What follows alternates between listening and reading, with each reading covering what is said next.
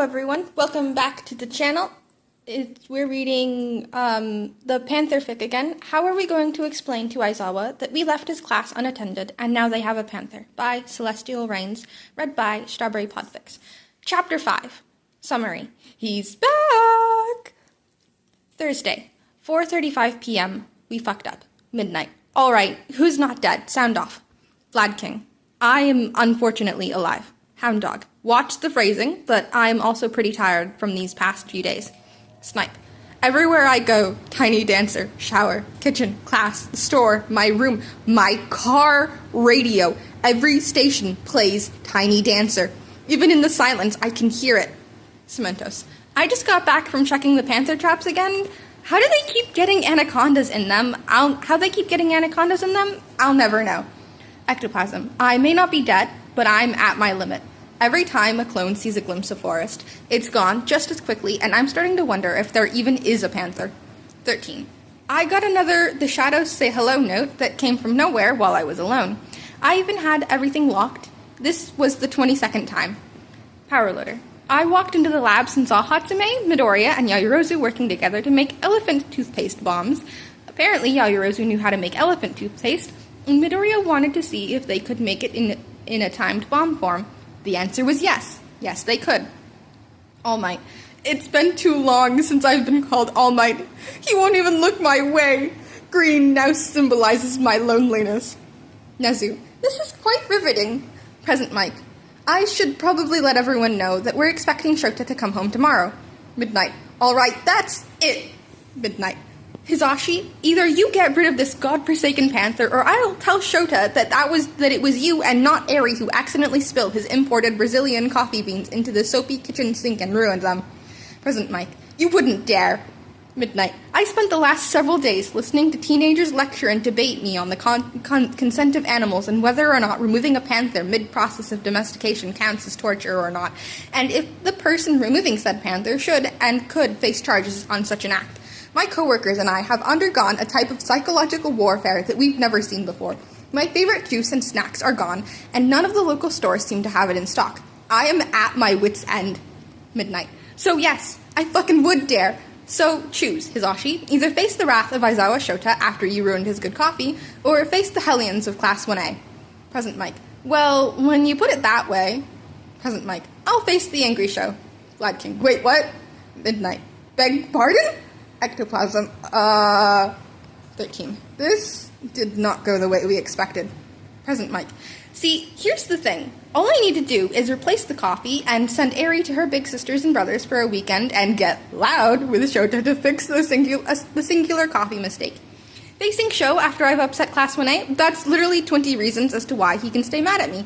We adopted one of them, so as mad as I will be at you for using that against me, go ahead, tell Sho about the coffee. I'll make up for it, but you guys can't make up for going against his wishes on purpose and starting this war. Ectoplasm. I am so glad our dwellings are soundproofed. Vlad King. Won't he be mad at you, too, for not stopping them or helping during any of this? Present Mike. I thought about that back on day one of this. I weighed my options. I took the approach of, so getting rid of it would have been harder than making sure they all lived in harmony. As long as I make sure the children are okay, I'm in the clear. Unlike most of the rest of you. Cementos. Ouch. Power Loader. Fuck my ass with a rusted spoon. 13. Gentlemen, it's been an honor playing with you tonight. Snipe. Tell my wife and children I love them. Ectoplasm. Snipe, you're gay and single. Snipe. Tell my wife and children that I love them. Vlad King. We will, if we live long enough to do so. All Might. Hopefully young Midoriya will miss me. Midnight. I'll get my last wishes and testaments ready. Shota waved to the cab driver as he turned and headed towards the familiar large gates of UA. His exhaustion soaked him down to the bone. He'd kill for some decent ramen, and he wasn't entirely sure he could ever get the smell of decrepit warehouses out of his hero outfit. Hell, I can just order a new one. Yet, somehow, he had more than enough energy to make one important stop before he went to clean up and make up for lost time with his husband. It was Friday night, movie night for his kids, a wind-down time for them after whatever the previous week decided to toss their way. Shota checked his phone and noticed two things. It was a little after 11, and he didn't have any messages from the staff group chat. Weird. He did have cute little messages from Hisashi that were sent so he could come back to them. The last one was a little cryptic, though. I know you'll check on your kids first, so please understand they are safe. They are fine. I will explain everything tonight. Shota mulled those thoughts over as he silently opened the door to Heights Alliance. He made sure to tow his shoes off quickly in case he was tackled by an alert student. He turned and felt the tension slip from his shoulders as he took in the all too familiar and welcomed sight. All 20 of his Hellions were lumped together around a Panther as they were half asleep watching. Wait a goddamn minute, Panther! Suddenly, the fact that they were watching Toy Story 3 didn't matter as much. Shota activated his quirk, and just as he reached for his capture scarf, Hisashi's latest text ran through his mind. They are safe. They are fine. He sighed heavily and placed his bag down as he relaxed. God damn it, they must have been left unsupervised again. I swear I'll rip those idiots new. The Panther looked up at him, and suddenly Shota's dry eye didn't exist, and as he had a tear fall down his eye. Because the Panther had red eyes, he knew enough about cats to know that that was a mutation at the least. He knew enough about his kids as to why they felt the need to bring in a long, scruffy black cat with red eyes that brought them comfort. He snorted softly and walked over slowly, kneeling in front of the feline as he did so. I know, they're hard to resist, he whispered. The cat, seeming to understand him, slowly blinked before nodding and lowering his head again. Shota gave a few pets before looking over all the kids. No new injuries. Good. He braced himself as he gently shook Hitoshi, who was snuggled up to Kaminari on a love seat. He did warn him about loud blondes. Oh well. Hitoshi blinked awake slowly, then his eyes went wide, and he shot off the seat and into Shota's arms. Dad, you're back! He shouted into his chest. It was a domino effect from there. The kids all began to stir and shift, and soon enough encompass him in some form of comfort.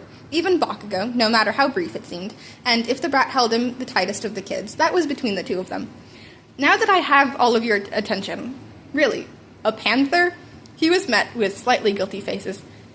Is it at least wild and not stolen from a zoo? That was 2 times, and all parrots were returned, Sero defended. Yes, this one is wild. He sort of found us, Koda whispered. They're super sweet, Ashido cheered. Shota sighed slightly. Name?